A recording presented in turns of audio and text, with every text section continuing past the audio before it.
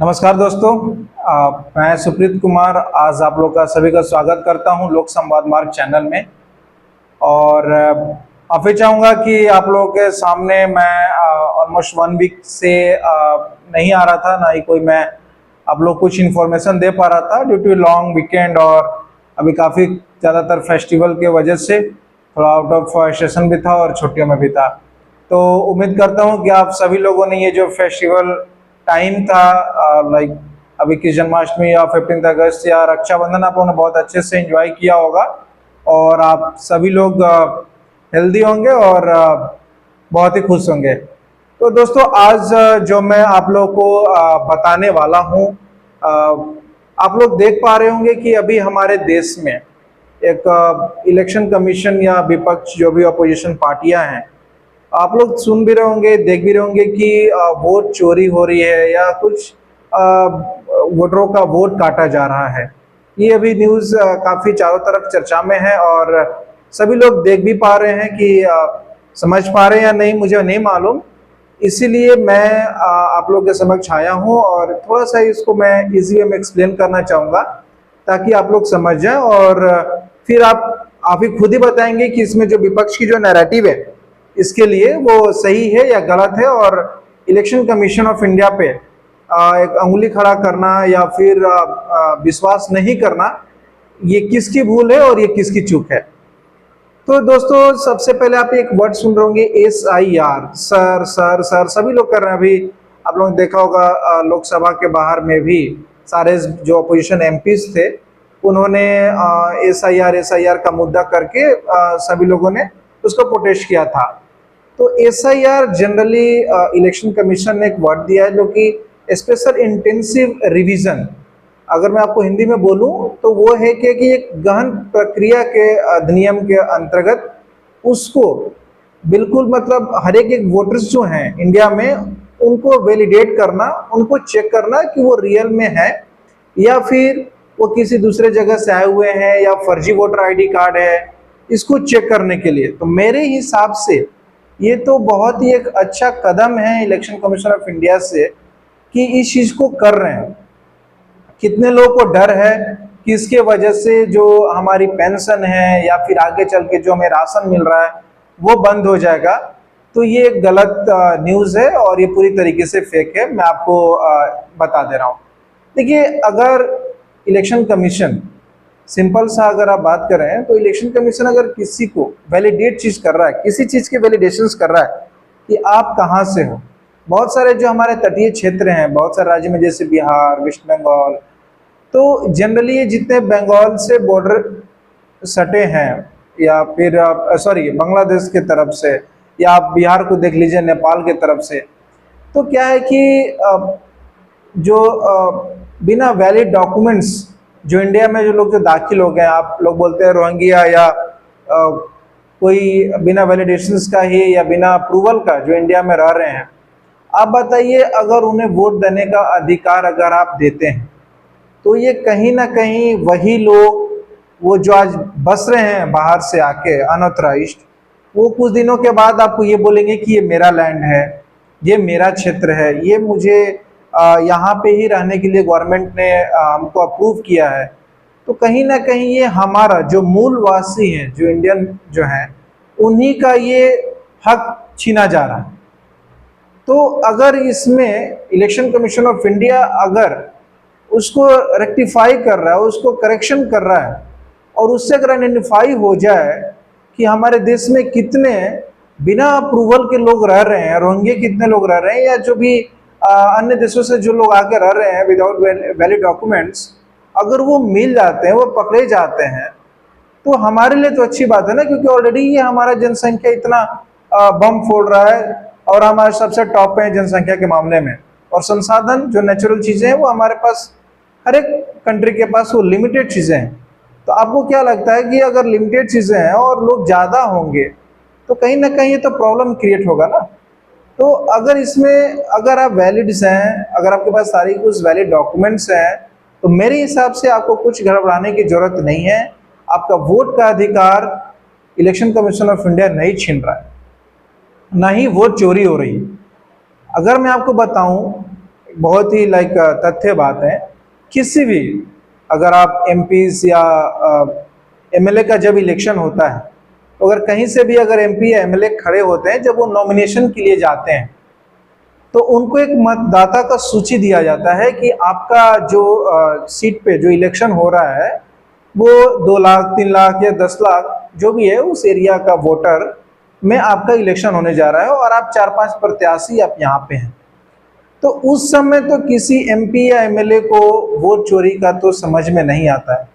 लेकिन ऐसा ही क्यों जब वो इलेक्शन हार जाता है? अगर आप फिलहाल में देखिए, आप हिमाचल में कांग्रेस हारी, या फिर सॉरी, हिमाचल में जीती, झारखंड में इंडिया गठबंधन जीता, कर्नाटका आपने जीता, तेलंगाना आपने जीता, तो वहां पे कोई भी वोट चोरी नहीं हुआ। क्यों? क्योंकि आप वहां पे अपना गवर्नमेंट फॉर्म कर रहे हैं। अगर यही चीजें अगर अभी बिहार में हो रही है, अदर स्टेट्स में होगा, तो वहां पे वोट चोर, तो ऐसा वोट चोर नहीं होता है। अगर देखिए, मैं मान लीजिए मैं पहले गांव में था, एग्जाम्पल, वहां पे मैंने एक वोटर आईडी कार्ड बनाई, वहां के एड्रेस पे मैं कहीं शिफ्ट हो गया, वहां भी गया, वहां भी लोकल अपना आधार वगैरह चेंज किया, और वहां पे जाके मैंने वोटर आईडी बना ली। तो ऐसे दो वोटर आईडीज, तो इस तरह सोचिए कितने फर्जी वोटर्स होंगे। तो उसको करेक्ट करना, अगर सही करना, ये तो मेरे हिसाब से अच्छी बात है, ये आम जनता के लिए भी अच्छी बात है। इलेक्शन कमीशन के खिलाफ मैंने फिलहाल देखा था एक वीडियो, जिसमें राहुल गांधी बता रहे थे कि देखिए, एक ही एड्रेस पे अनेकों वोटर आईडी कार्ड है, वो एड्रेस हाउस नंबर 0। आप ही बताइए, अगर आप गांव में रहते हैं, अगर कोई विलेज में रह रहा है, तो वहां पे क्या आपको मकान संख्या दी जाती है? नहीं दी जाती है। वहां या तो आपके पापा के नाम से आपके घर को जाना जाता है, या तो आप खुद से नंबर 1, नंबर 2, गली नंबर, हाउस नंबर आप दे देते हैं। तो जनरली कितने लोगों को तो अपना डेट ऑफ बर्थ याद नहीं है, पुराने लोगों को तो अपना वो बाय डिफॉल्ट 1 जनवरी, 15 अगस्त कुछ भी देते हैं। तो वो ऐसा एड्रेस को बोलना कि उसी एड्रेस पे अनेकों वोटर आईडी कार्ड है, तो ये एक गलत प्रचार है। और अभी आप देख भी पा रहे होंगे कि बिहार में जिस तरीके से राहुल गांधी और तेजस्वी यादव घूम घूम के प्रचार कर रहे हैं कि वोट चोरी हो रही है, मैं आपको थोड़ा दशक पीछे लेकर जाना चाह रहा हूं, जहां तक थोड़ी मुझे नॉलेज है। पहले लोग बोलते थे कि वो बूथ कैप्चर हो जाते थे, जबरदस्ती लोग वोट डालने के लिए जाते थे, कोई अपहरण, मर्डर्स ऐसे करके लोग वोटिंग करते थे। उस समय लालू यादव के राज में, तो क्या उस समय वोट चोरी नहीं होती थी? अगर आप पहली बार देखेंगे 1947 के बाद, तो वहां पे हमारे जो पटेल साहब थे और नेहरू जी, तो पटेल साहब को ज़्यादा वोट मिले थे, लेकिन नेहरू जी हमारे देश के पीएम बने, तो उस समय तो वोट चोरी नहीं हुआ। तो ये सब एक मन की बातें हैं, पब्लिक को एक असल मुद्दे से भटकाने का तरीका है, एक डराने का तरीका है कि आपका अगर वोटर आईडी चेंज हो जाएगा, आपका वोटर आईडी, आपका अधिकार छीना जा रहा है, उससे आपका पेंशन रुक जाएगा, उससे आपका राशन रुक जाएगा, तो ये पूरी तरीके से गलत बात है। और इसको इतने जो संवैधानिक पद पे बैठे हैं, इलेक्शन कमीशन ऑफ इंडिया, या राहुल गांधी भी एक संवैधानिक पद पे ही बैठे हैं, अगर वो पोजीशन के लीडर हैं और आप लोकसभा में किसी एरिया को आप रिप्रेजेंट करते हैं, तो आप ऐसे गलत चीज़ों को आप अगर समाज में डालते हैं, तो ये मेरे हिसाब से पूरी तरीके से गलत है। दोस्तों, इन लोगों को तो ये चाहिए, जो भी हमारे जो विपक्ष के लीडर हैं, उनको ये चाहिए कि अगर गवर्नमेंट कुछ गलत कर रही है, तो उसको सही करना, वो बताना। अगर उसमें ये गवर्नमेंट का काम नहीं है, इलेक्शन कमीशन का काम जो आपका वोटर आईडी का वर्क है, ये गवर्नमेंट का वर्क नहीं है। इलेक्शन कमीशन ऑफ इंडिया एक इंडिविजुअल है, वो अपने तरीके से, वो अपने ढंग से, वो अपने कानून के दायरे में रहकर वो चेंजेस कर रहा है और वो बदलाव कर रहा है। जितने फर्जी वोटर हैं उनको बाहर फेंक रहा है, और जो मतदाता सूची फिर से उसको करेक्ट कर रहा है। तो इसमें गलत क्या है? वोट चोरी मतलब आप जहां जीतोगे वहां पे वोट अच्छा है, जहां पे आप हारोगे वहां एक वोट गलत है। तो ये पब्लिक भी समझ रही है, और पूरी इंडिया की पब्लिक समझ रही है कि कौन सच्चा है और कौन झूठा बोल रहा है यहाँ पे। दूसरी बात दोस्तों, अगर मैं इस समय, अगर आप देख पा रहे होंगे, तो बहुत ही बड़ा मुद्दा है हमारे बिहार में ही कि मुख्यमंत्री कौन होगा, या फिर कहीं जनसुराज जीतेगी या बीजेपी जीतेगा या फिर आरजेडी वापस आएगी। तो दोस्तों मैं आपको बता दूं कि अगर आप सक्षम हैं अपना डिसीजन को लेने के लिए, अपने डिसीजन पे सोचने के लिए, तो आप खुद से सोचिए किस पार्टी को बिहार के इलेक्शन में आपको विन करते हुए देखना चाह रहे हैं।